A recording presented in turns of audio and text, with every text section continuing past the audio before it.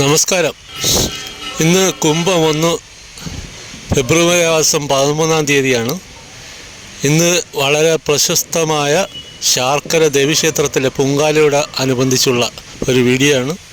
രാവിലെ തന്നെ പൊങ്കാല ഇടുന്നതിനായിട്ട് ഭക്തജനങ്ങൾ ധാരാളം ഈ ക്ഷേത്ര മൈതാനത്ത് എത്തിച്ചേർന്നിട്ടുണ്ട്.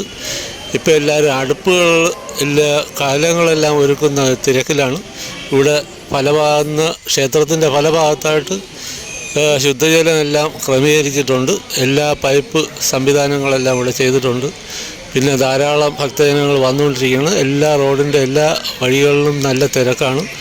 അപ്പോൾ വളരെ നല്ല രീതിയിലുള്ള ഒരു പൊങ്കാല മഹോത്സവത്തിൽ പങ്കെടുക്കാൻ ധാരാളം ആൾക്കാർ എത്തിക്കൊണ്ടിരിക്കുകയാണ്.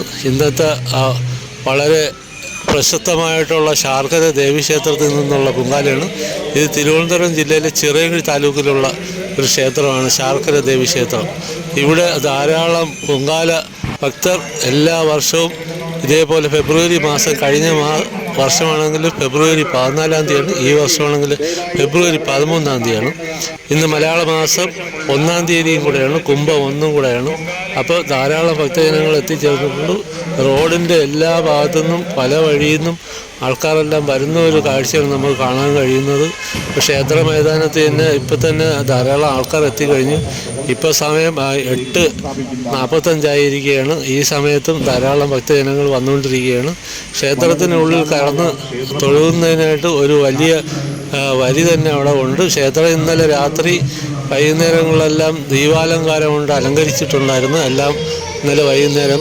അപ്പോൾ അതിന്ന് രാവിലെയൊക്കെ ദീപാലങ്കാരം നമുക്ക് കാണാൻ കഴിയുമായിരുന്നു.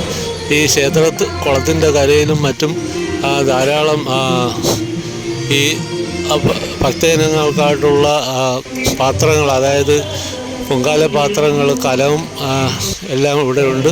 അതേപോലെ തന്നെ ക്ഷേത്രത്തിൻ്റെ സൈഡ് ഭാഗത്തുള്ള കടകളിലെല്ലാം പൊങ്കാലയ്ക്ക് ആവശ്യമുള്ള സാധനങ്ങൾ വാങ്ങാൻ കഴിയുന്നതാണ്. അപ്പോൾ ഈ പൊങ്കാല മഹോത്സവം പൻപിച്ച വിജയമായിക്കൊണ്ടിരിക്കുകയാണ്.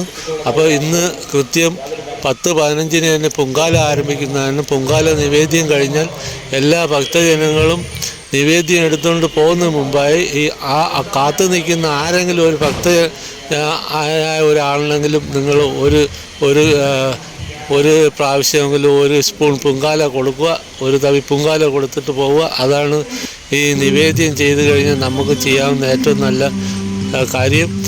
എല്ലാവരും ഭക്തജനങ്ങൾ പൊങ്കാല നിവേദ്യം കഴിഞ്ഞ് എല്ലാവരും പറക്കിക്കെട്ടി പോകുന്ന ഒരു കാഴ്ച നമുക്ക് കാണാൻ പറ്റും. പക്ഷേ നിങ്ങൾ ആരെങ്കിലും വഴിയെ പോകുന്ന ഒരാളിനെങ്കിലും നിവേദ്യം കൊടുത്തിട്ട് പോകാവൂ. അപ്പോഴാണ് നമ്മൾ ഈ പൊങ്കാല പ്രസാദം നമുക്ക് ഒരു നല്ല രീതിയിൽ എത്തിച്ചേരുന്നത്. അപ്പോൾ പ്രാർത്ഥനയും എല്ലാം കൂടി ആകുമ്പോഴും നമ്മളെ പൊങ്കാല നിവേദ്യം നല്ല രീതിയിൽ എത്തിച്ചേരുന്നതാണ്. ഈ പൊങ്കാല മഹോത്സവത്തിൽ പങ്കെടുക്കാൻ ധാരാളം ആൾക്കാർ എത്തിയിട്ടുണ്ട്. ഈ ക്ഷേത്ര മൈതാനത്തിൽ നിന്നുള്ള ഒരു വീഡിയോ ആണ്. വീഡിയോ ഇഷ്ടപ്പെടുകയാണെങ്കിൽ എല്ലാവരും സപ്പോർട്ട് ചെയ്യുക. വീണ്ടും കാണാം. അടുത്ത വീഡിയോയ്ക്കായി കാത്തിരിക്കുക. അതുവരേക്കും നന്ദി, നമസ്കാരം.